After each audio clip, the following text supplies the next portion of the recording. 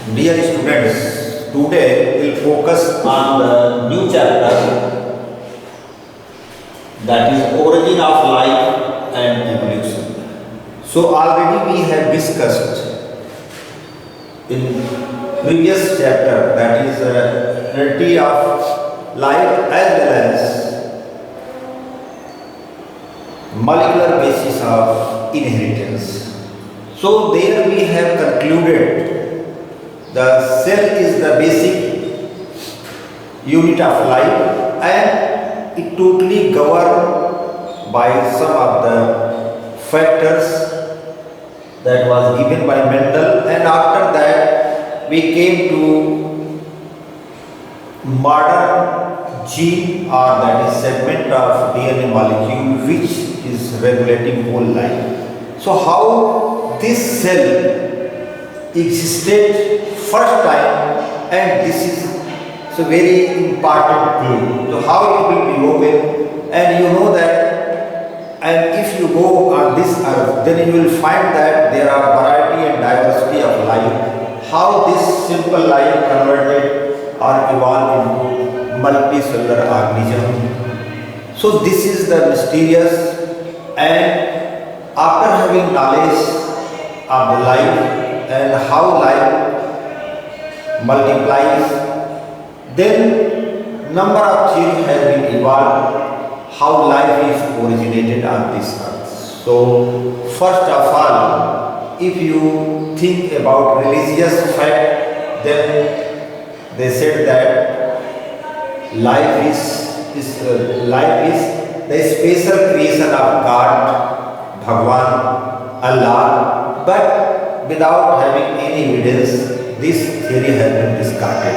After that, the theory was developed, that is spontaneous evolution of life on this earth, and after that, abiogenesis and biogenesis of life has been evolved on this earth. So one by one we'll discuss. So first of all, we also discussed that earlier time, this earth is how this universe has been evolved. So one by one we open the fact regarding the origin of life and its evolution. So origin of life, in early Greek thinkers thought unit of life called spores were transferred to different planets including Earth. Later some theories were formulated. So first theory was the Big Bang theory. In this theory, the universe is formed by a single huge explosion, after which gaseous condense to form galaxies, and you know that galaxy, Milky Way galaxies. After that, there was formation of stars, and after that there was formation of Earth and other planets. So one thing is there, at the time of this huge explosion, there was the release of number of gases such as hydrogen, carbon dioxide, as well as methane, and they have react together and started the life on this universe. So after that, Operian, that is a Russian scientist, in the year 1924, and Helden, a scientist of England, in 1929, given the theory of the evolution law of life, that is chemical evolution. He suggested that life originated from pre-existing non-living organic molecules, that was protein. So chemical evolution first occurred where diverse organic molecules were formed from inorganic constituents.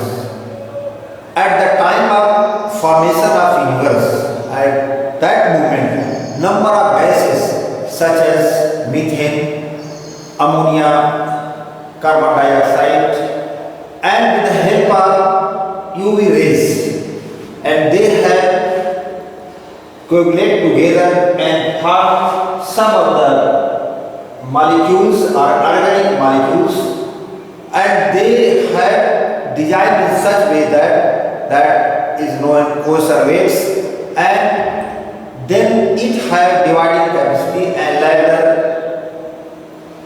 it was proceed towards the formation of cell, and that therefore they have said that there is non-living organic molecules such as protein, and they are playing very important role for the evolution of life. After that, the chemical evolution, they don't have they have not given any experimental basis, and the opinion and have been given a thought on the basis of thought of those scientists. Stanley Miller conducted an experiment in 1953, and he showed and proved in his experiment the formation of biomolecules in laboratory by providing conditions similar to those in the meteorites. At that period, past what was the condition? So, what was concluded by the experiment of Miller? Amino acids were formed from methane, hydrogen, and ammonia, and water vapors, providing the chemical evolution of life occurred on this earth. So what he designed, the condition which was there, so he designed an experiment. Here is the boiling of water, and waters go into this vessel in the form of vapors, and then electrical current was flows here. There was a spark discharge here, and gases such as methane, hydrogen, and ammonia, and after that they have been react together, and therefore this is the cooling condenser. So after that they release here and coming to this portion, and it was found that there was amino acid, and which amino acid is the unit of proteins. So in this way, this chemical evolution of life was proved by the Stanley Miller by his experiment. And now discuss about the theories of evolution. So a natural scientist, you know that Charles Darwin concluded that existing life form shares similarities to varying degrees, not only among themselves but also with life forms that existed million years ago.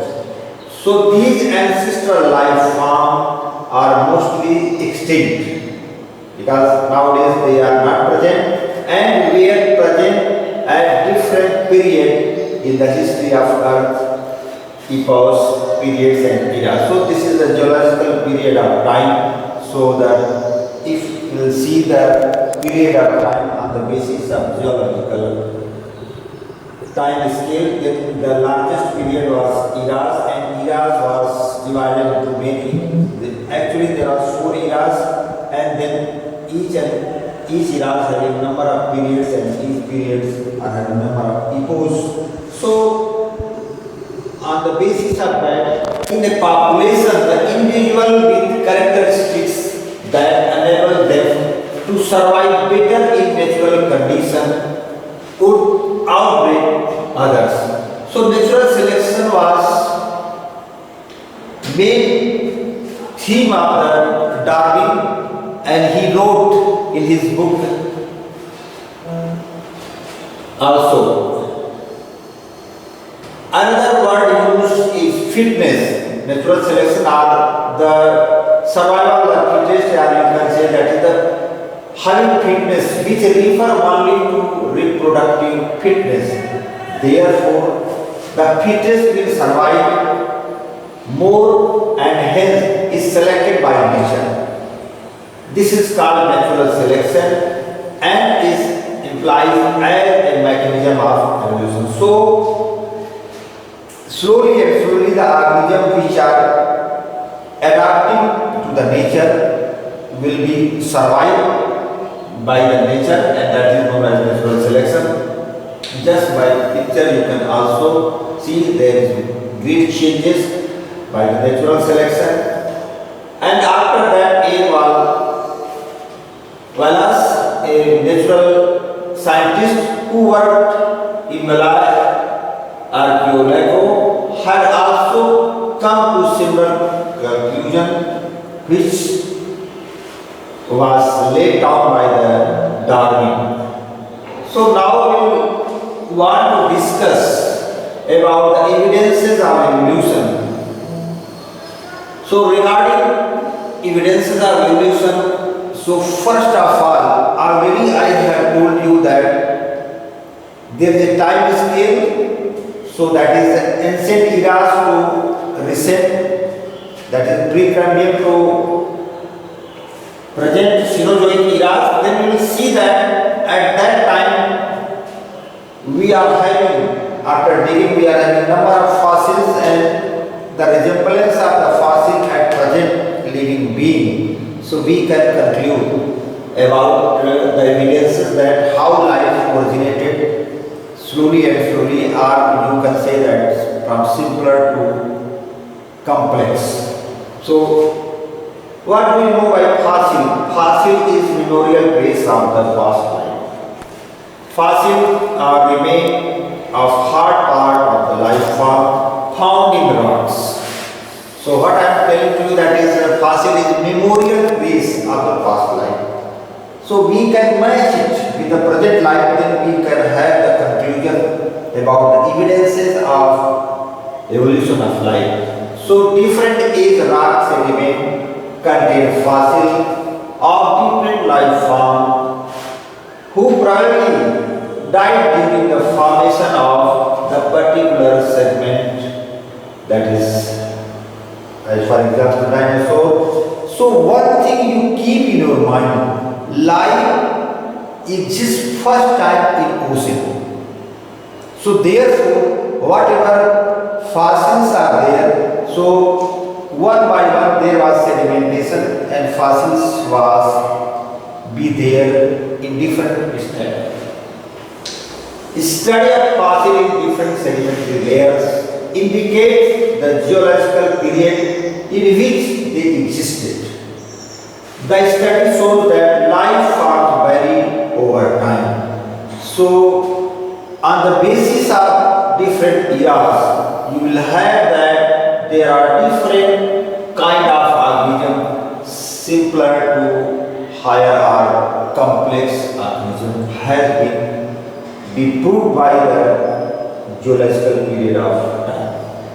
Now the another evidence, comparative anatomy and morphology, is another evidence which are giving evidence of evolution of life. It shows similarity and dissimilarity among organisms of today and those that existed years ago, was past time. Such similarity can be interpreted to understand whether common ancestors were shared or not. So on the basis of structural anatomy and morphology, we can correlate with the past life, with the fossil, as well as at present. So that is two branches of evolution, that is divergent evolution as well as conservant evolution. So in case of divergent evolution, all mammals, just you see, share similarity in the pattern of bones of four limbs, though these four limbs perform different functions in these animals. So very clear cut idea. So they come together, and by this way they have similar anatomical structure. These structures are homologous, and this homologous structure is have a great indication that we are the organisms which are having such kind of pattern of structural bodies are their part, they have arose from a common ancestor. So thus in case of this is the woolly mammoth, this is like a extreme case, not present, and modern elephant you can see. So they are having similarity. So this is the case, and here conserved evolution. So wing of butterfly and birds are not anatomically similar structure, though they perform similar function. That is case of analogous structure. So this also has some of the evolution, and that come in the correct category of conserved evolution. Now